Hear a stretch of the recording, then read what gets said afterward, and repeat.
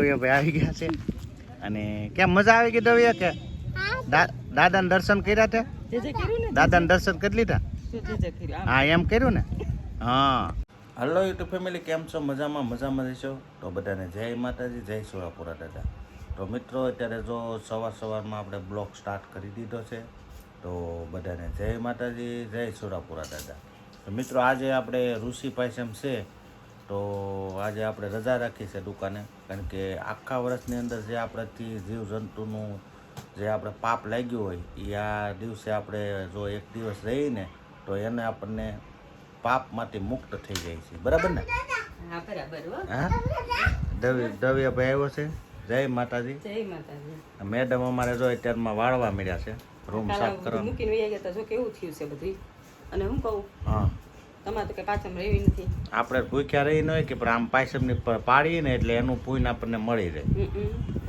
પાછળ રહેવું ને એટલે આખા વરાનું તું મારા હાટાનું રહી જાય એટલે બધું પાપ કર્યું એ બધું માફ થઈ જાય.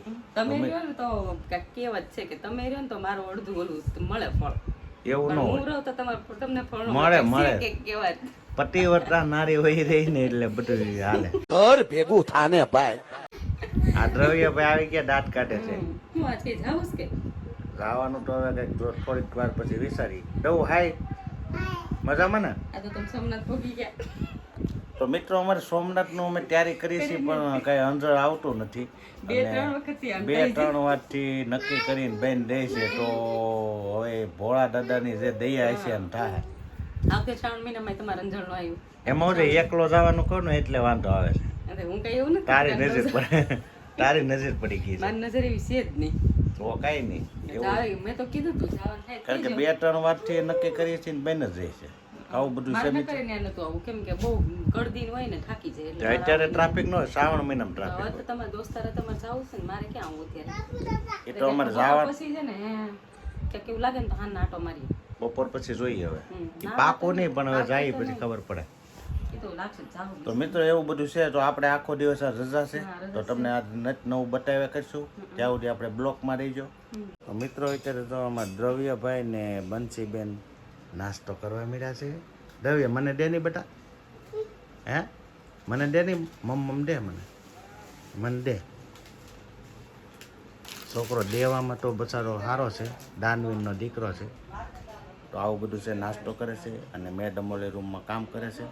તો થોડીક વાર પછી તમને પાછા મળી. મિત્રો અત્યારે જો આપણે મેડમે જમવાનું તૈયાર કરી નાખ્યું છે અને બોલાવે છે. વાર નથી ને હવે, તો આપણે જમવાનું શું બનાવ્યું છે આપણે જોઈ. તો મિત્રો બીજા બધાને તો પાયસમ છે, આપણે કાંઈ પાયસમ રહ્યા નથી કારણ કે ભૂખ્યા ન રહીએ કે.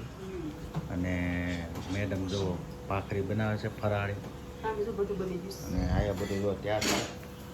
આ છે ફરાળ અને આ છે આપણું જમવાનું. પૂરિયાનું શાક છે, કાલે અમે આગળિયાથી લેવા થઈએ. અને બંસીબેન મજામાં ને? બંસીબેનને અમારે જલસો છે. તો આપણે હવે જમી લઈએ. જો તમે દેશી તુરિયાનું શાક છે, મસ્ત રોટલો બનાવ્યો મેડમ, અને સીપડાનું આઠનું, સૂકી ભાજી, ખીર, રાજગરાની ભાખરી. પૂરી તો હું કામ ન કરે ખબર? કેમ? તેલ વાળી બહુ હોય ને એટલે આમાં તેલનું ઓછું રહે એટલે આ ભાવે ભાખરી. એ આપણે ભૂખ લાગે બધું ભાવે. કાંઈ નહીં, ભાખરી હાલે થોડી ખાવા જઈએ ને આપણે તો. હા તો મિત્રો હાલો આપણે હવે જમી લઈએ. ફાઇનલી મિત્રો અત્યારે જો અમે લુણસાપુરિયા દાદાએ દર્શન કરવા જવું છે, કારણ કે અમારે રાજુલાની બાજુમાં આવેલું છે લુણસાપુરિયા દાદા. લુણસાપુર ગામની બાજુમાં મંદિર છે અને મસ્ત મજાનું મંદિર છે અને જગ્યાએ 1 નંબર છે. તો તમને બતાવીશું. જો આ દવુભાઈ આવે છે ભાઈ ગાડી લઈને. તું શું તૈયાર થઈ ગયો? ત્યાર થઈ ગયો તું? થઈ ગયા.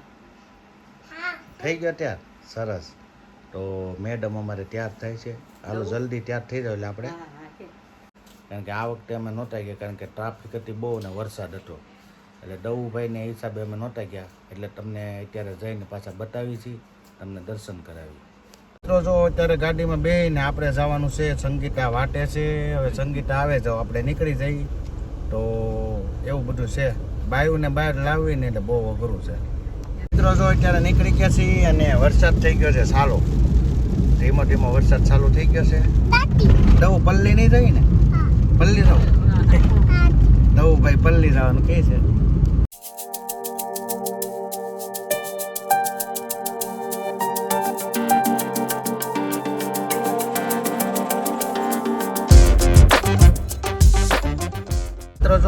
લુણસાપુરિયા દાદાનું મંદિર આવી ગયું છે. આ રસ્તો અહીંથી સીધો મંદિરે જાય છે. બસ જો આવ નજીક આવી ગયું છે. જો આ મંદિર છે, મસ્ત જગ્યા છે. તો મિત્રો જો અત્યારે આપણે મંદિરે પહોંચી ગયા છીએ. આ રીતનું કંઈક લોકેશન છે, મસ્ત લોકેશન છે. જુઓ તમે. તો મિત્રો જો અત્યારે આપણે મંદિર પાસે આવી ગયા છીએ. અહીંયા મંદિર આવેલું છે લુણસાપુરિયા દાદાનું. જય લુણસાપુરિયા દાદા. બહુ મસ્ત જગ્યા છે, તમે જુઓ.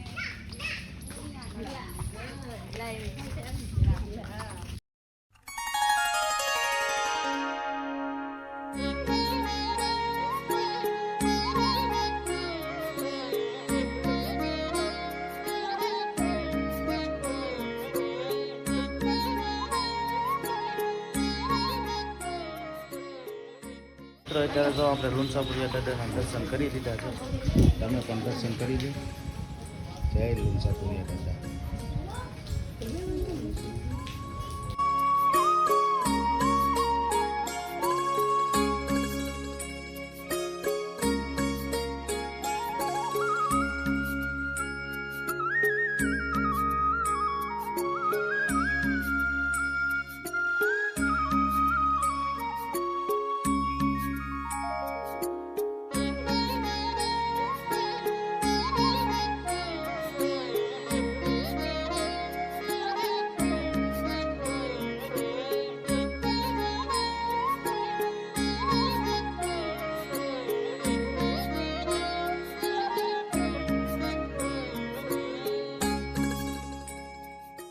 ફાઇનલી મિત્રો અત્યારે જો આપણે મસ્ત મજાના દર્શન કરી લીધા છે.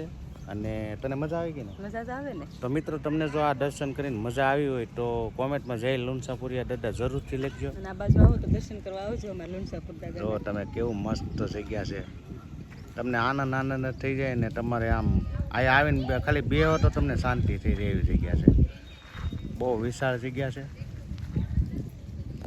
અને બાજુમાં તળાવ આવેલું છે, ન્યાય તમને મજા આવે છે.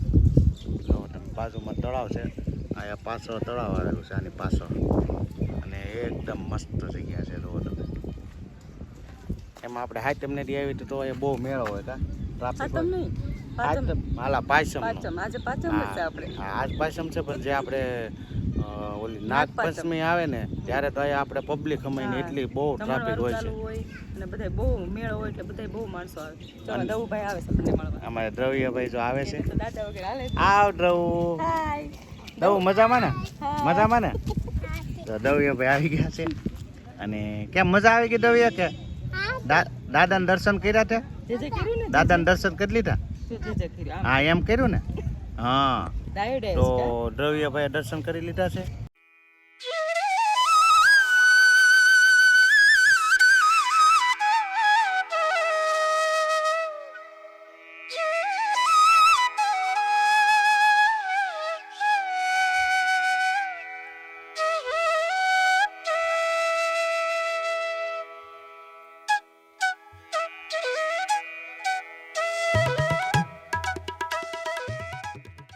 તો મિત્રો અત્યારે તો આપણે મસ્ત મજાના દર્શન કરી લીધા છે.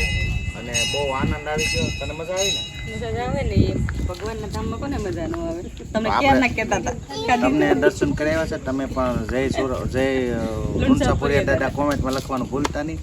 અને આયા જો અમારે દ્રવ્યભાઈ છે, એને તો બહુ મજા આવી. આમે સંગીતા છે, અને બંસીબેન, અપુડી, દીદુ બધે આવ્યા છે.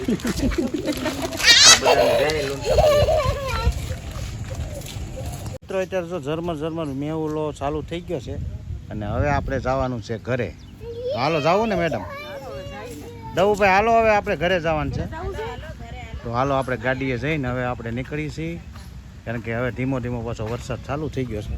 તો પાછો તમને હવે ઘરે જઈને મળી ત્યાં સુધી આપણે બ્લોકમાં બિના રહીજો. મિત્રો જો લુણસાપુરિયા દાદાના મસ્ત દર્શન કરી લીધા છે. અને તમે ક્યારેક આવજો, કારણ કે રાજુલાથી 17-18 કિલોમીટર થાય છે. તો રાજુલાથી જાફરાબાદ રોડે ચડો એટલે તમને રસ્તામાં લુણસાપુર ગામ આડું આવશે. અને ત્યાં હાવ નજીક મંદિર મસ્ત આવેલું છે.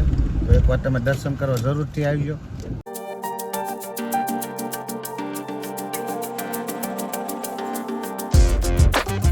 ફાઇનલી મિત્રો અત્યારે આપણે જો દર્શન કરીને ઘરે આવી ગયા છીએ.